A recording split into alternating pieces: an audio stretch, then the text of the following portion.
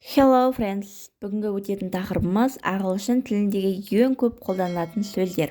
Бірінші, to go, бару. Did you go to school? Сен мектепке бардың ба? Did you, сен, go to, бару, school, мектеп. Did you go to school? Сен мектепке бардың ба? Екінші, to do, істеу. What will you do now? Енді қазір не істейсің? What, не? Will you do? Не істейсің? No, қазір. Үшінші, to say, айту. Can I say something? Бірдеңе айтсам болады ма? Can I say? Айтсам болады ма? Something, бірдеңе. Келесі, but, бірақ. I'm sorry, but I can't do it. Кешіріңіз, бірақ мен оны жасай алмаймын. Келесі, what, не. What are you saying? Сен не айтып тұрсың? What, не. Are you, сен.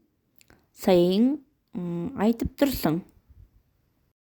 Келесі, their, олардың. Their houses are big. Олардың үйлері үлкен. Their, олардың. Houses, үйлері. Are big, үлкен. Who, кім. Who plays with me? Кім менімен ойнайды? Who, кім. Plays, ойнау. With me, менімен. Who plays with me? Кім менімен ойнайды? Келесі, about, туралы. What is this movie about? Мына фильм не туралы? What, не. Is this, мына. Move, фильм. About, туралы. Мына фильм не туралы?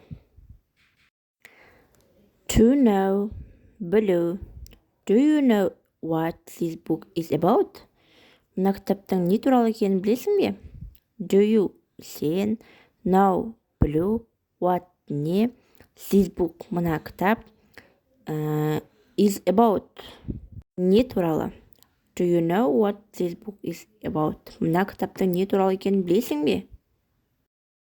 People, адамдар. There are a lot of people on the street today. Бүгін көшеде адамдар көп екен. There are a lot of people, көп адамдар. On the street, көшеде. Today, бүгін. Келесі, her, осында. My boss is here. Менің бастығым осында. My, менің. Boss, бастығым. Is here, осында. My boss is here. Менің бастығым осында. Келесі, because, өйткені.